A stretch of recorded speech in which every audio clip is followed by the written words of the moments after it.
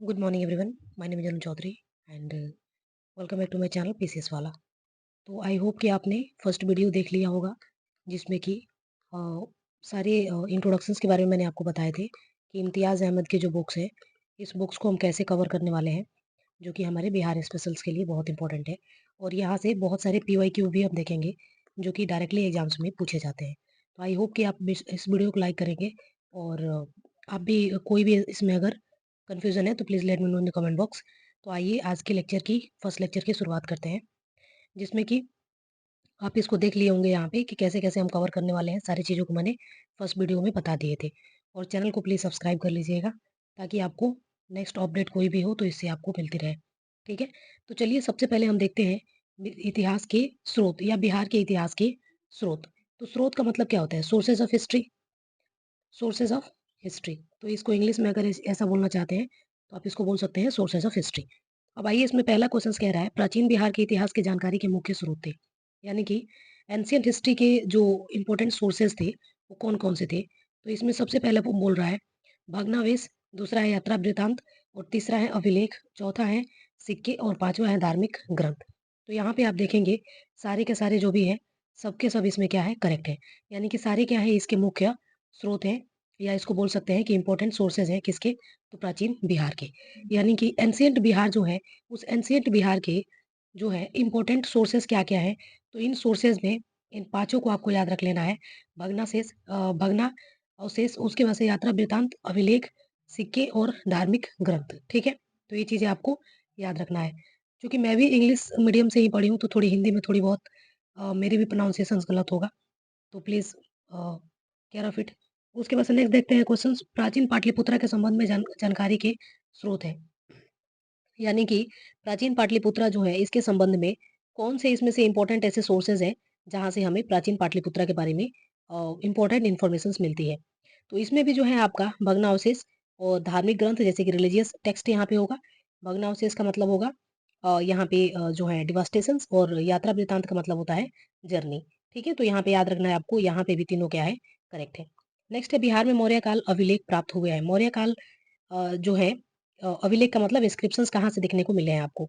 तो देखेंगे आप तो सबसे पहले लौरिया नंदनगढ़ रामपुरवा से मिला है, लौरिया अरेराज और सहरसा से। ठीक है? तो आंसर हो जाएगा हमारा सी, यानी 1 को छोड़ के बाकी सारे हमारे सही है यहाँ पे। नेक्स्ट है अशोका का लघु शिलालेख यानी कि जो शॉर्ट इंस्क्रिप्शंस जो होते हैं, ये कहाँ से देखने को मिले हैं? तो ये सासाराम से देखने को सहसराम। ठीक है? एक बार इस आंसर को चेक कर लीजिएगा। नेक्स्ट है बिहार से प्राप्त मौर्यकालीन अभिलेखों की भाषा क्या थी? यानी बिहार में जो भी मौर्य काल के जो भी इम्पोर्टेंट अभिलेख जो मिले हैं, उसकी भाषा क्या थी? तो भाषा की बात करें तो ये कैसी थी? प्रकृत थी। भाषा कैसी थी?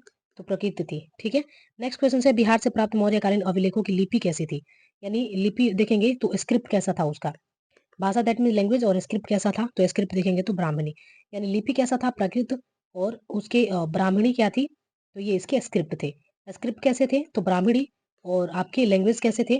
तो प्राकृत। ठीक है? तो ये चीज़ दोनों याद रखना है। ठीक है?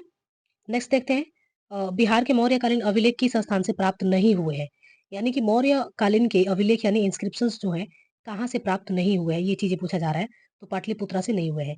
यानी कि सासाराम और उसके बाद से लौरिया नंदनगढ़ और लौरिया अरेराज से आपको क्या है? मिले हैं। लेकिन पाटलिपुत्रा की अगर बात करें तो पाटलिपुत्रा से नहीं मिले हैं। नेक्स्ट है मौर्यकालीन स्थापत्य कला के साक्ष्य में यानी साक्ष्य का मतलब क्या है? एविडेंस कहाँ से प्राप्त हुए हैं? तो एविडेंस की अगर बात करें तो आप देखेंगे पाटलिपुत्रा से, बराबर से यानी बराबर की केव जो हो गया और राजगीर से, तीनों जगहों से मिली है। So answer should B D. Next है बिहार पर गढ़वाल के आधिपत्य का प्रमाण मिलता है। यानी गढ़वाल ने बिहार के ऊपर जो है अपना पूरा कैप्चर कर रखा था। तो ये कहाँ से मिलती है? तो मनेर ताम्रपत्र से इसके इंस्क्रिप्शंस के बारे में जानकारी मिलती है। बिहार के किस तुर्क राजवंश के अभिलेख प्राप्त हुए हैं? तो देखेंगे तुगलक वंश के जो हैं देखने को मिले हैं। बिहार के किस क्षेत्र के संबंध में जो है बसातीनुल उन्स एक मूल्यवान स्रोत है? तो आप देखेंगे तिरहुत। तिरहुत क्या है हमारा? सब डिवीजन है।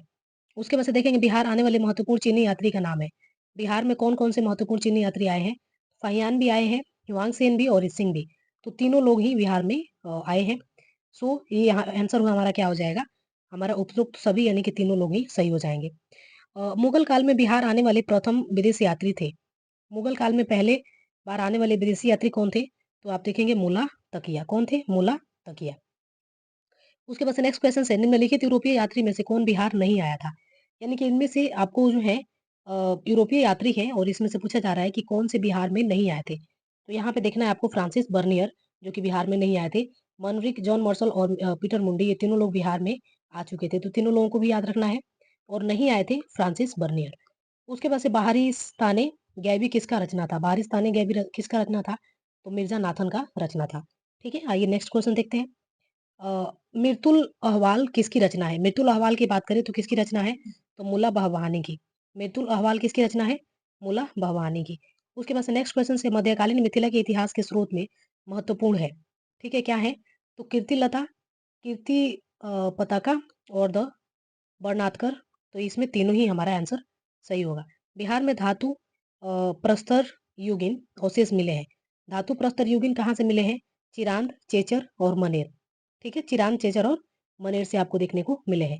बिहार में मौर्यकालीन अभिलेख कहाँ से मिले हैं? तो मौर्यकालीन अभिलेख की अगर बात करें तो 3 बार क्वेश्चन आ गया इसमें। लौरिया अरेराज जो कि चंपारण से है, रामपुरवा जो कि चंपारण में ही है, फिर उसके बाद से लौरिया नंदनगढ़ जो कि ये भी कहाँ पे है? चंपारण में है। तो तीनों यहाँ पे हमारा आंसर सही होगा। बिहार के गया जिला के अपसर्ड से प्राप्त अभिलेख में किस राजवंश के बारे में जानकारी मिलती है? किस राजवंश के बारे में जानकारी मिलती है? तो पर्वती गुप्त वंश के बारे में जानकारी मिलती है। बिहार प्रांत के आरा से प्राप्त देवनाक का लेख तथा शाहपुर, पटना एवं मंदर बांका से प्राप्त लेखों में जानकारी मिलती है। किसकी जानकारी मिलती है? तो देखेंगे आप पर्वती गुप्त वंश के बारे में। ठीक है, उसके बाद से देखेंगे पाल शासकों के बारे में जानकारी कहाँ से मिलती है? तो आप देखेंगे देवपाल के मुंगेर अभिलेख से, नारायण पाल के भागलपुर अभिलेख से, और तीसरा है आपका महिपाल प्रथम के नालंदा और मुजफ्फरपुर अभिलेख से। तो यहाँ पे ट्विस्ट क्या है? तो ट्विस्ट की अगर बात करें यहाँ पे, तो सबसे इंपॉर्टेंट जो चीजें हैं कि जो है देखेंगे मुंगेर अभिलेख। तो मुंगेर अभिलेख आपको याद रखना है देवपाल, महिपाल, इससे रिलेटेड क्वेश्चन 69 बीपीएससी में पूछा गया था। सो दैट्स देवपाल को याद रखना है आपको मुंगेर अभिलेख, नारायण पाल को याद रखना है कहाँ? तो भागलपुर ताम्रपत्र अभिलेख, और उसके बाद से महिपाल के प्रथम नालंदा और मुजफ्फरपुर अभिलेख से। इन तीनों जगहों से क्या प्राप्त हुआ है? तो answer should B D. Bihar के लिए सर्वाधिक प्राचीन साहित्यकार स्रोत क्या है? अथर्ववेद। सबसे प्राचीन साहित्यकार क्या है? तो अथर्ववेद आपको देखने को मिलेगा।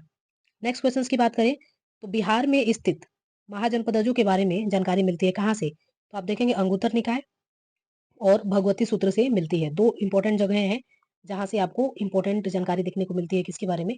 तो आप देखेंगे किसके बारे में? महाजनपदास के बारे में। बिहार में टोटल महाजनपदास कितने हैं? तो 3 है। कौन कौन? अंग हो गए, भजी हो गए, और आपके एक और मगध। ठीक है, जिसमें कि मगध सबसे इंपॉर्टेंट है, जहाँ पे हम बहुत सारी बदलाव देखने को मिलता है हमें मगध डायनेस्टी के अंदर में। नालंदा के सराय टीला में उत्खनन से प्राप्त हुआ है। नालंदा, सबसे पहले ये चीजें याद रखना है, सराय टीला कहाँ पे है? तो आपको याद रखना है नालंदा में है। और यहाँ से क्या चीजें प्राप्त हुई है? तो पाल काल का बौद्ध विहार यहाँ से देखने को मिला है। जो बौद्ध विहार है वो किस काल का है? तो पाल काल का। ठीक है, पाला डायनेस्टी से रिलेटेड है। बौद्ध साहित्य विनय पिटक और दीघ निकाय से जानकारी मिलती है। यानी कि बौद्ध साहित्य जो है विनय पिटक और दीघ निकाय, इससे किस चीज के बारे में जानकारी मिलती है? तो यहाँ पे मगध के राजतंत्र एवं वैशाली के गणतंत्रों के बारे में और मौर्योत्तर बिहार के बारे में। ठीक है, तो answer should be C. Next है, बिहार में बड़े पैमाने पर उत्खनन कार्य करवाने वाला तथा कई प्राचीन स्थलों की खोज करने वाले पुरातत्ववेत्ता थे। कौन थे? कनिंगम। ठीक है, नालंदा में स्थित बड़ा गांव नालंदा बिहार का पता किसने लगाया था? नालंदा बिहार का पता किसने लगाया था? तो कनिंगम ने लगाया था। कनिंगम ने लगाया था। पुरातत्ववेत्ता कनिंगम ने बिहार की खोज की थी। बिहार की खोज उन्होंने कैसे किया था? केसरिया स्तूप, लौरिया अरेराज एंड अशोक स्तंभ और वसाड़ के अवशेषों के आधार पर वैशाली के प्राचीन स्थल। तो आंसर शुड बी डी। उसके बाद से नेक्स्ट है, विदेह के राजा जनक ने निष्क और सुवर्ण तथा सतनाम उपहार में दिए गए, ये कहाँ वर्णित है? तो ये सारी चीज वर्णित कहाँ पे है? तो बृहदारण्यक उपनिषद में ये वर्णित है। नेक्स्ट क्वेश्चन देखते हैं, बिहार से प्राप्त मौर्य अभिलेख की लिपि है। यानी कि मौर्य अभिलेख की लिपि कैसी है? तो देखेंगे उपरोक्त में से कोई नहीं, इनमें से कोई भी ऐसा चीजें नहीं लिखी गई है, क्योंकि मौर्य कालीन में हमने देखा था कि उसकी लिपि कैसी थी। तो मौर्य कालीन में लिपि जो थी वो ब्राह्मणी थी। लिपि कैसा थी? ब्राह्मणी। और आप देखेंगे यहाँ पे जो है लैंग्वेज कैसा था? तो प्रकृत लैंग्वेज था। ठीक है, तो answer should B D. Next है, बिहार से प्राप्त पहला द्विभाषी अभिलेख किस मध्यकालीन शासक से संबंधित है? तो शेरशाह से रिलेटेड है। वहाँ पहला मुगल शासक कौन था जिसके अभिलेख बिहार में मिले हैं? पहला मुगल शासक जिसका अभिलेख कहाँ पे मिला है? बिहार में, तो वो थे अकबर। बौद्ध धार्मिक साहित्य में कौन से ग्रंथ प्राचीन बिहार के इतिहास के संबंध में जानकारी का स्रोत देता है?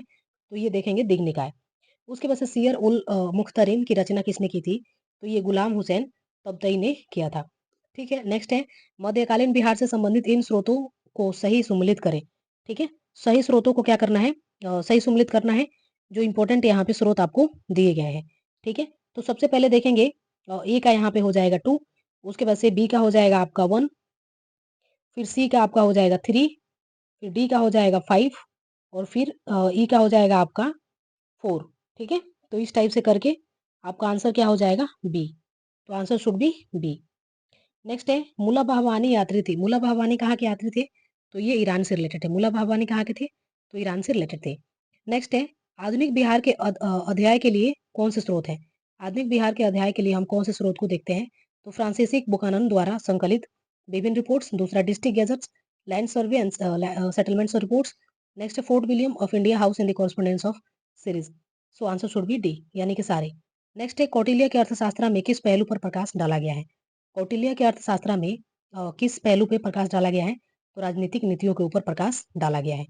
उसके बाद से नेक्स्ट है अपसड यानी गया से प्राप्त एक मंदिर का भग्नावशेष प्राप्त हुआ है जिसकी दीवारों पर कथा दृश्य अंकित है। ठीक है, तो ये कौन सा? तो रामायण के।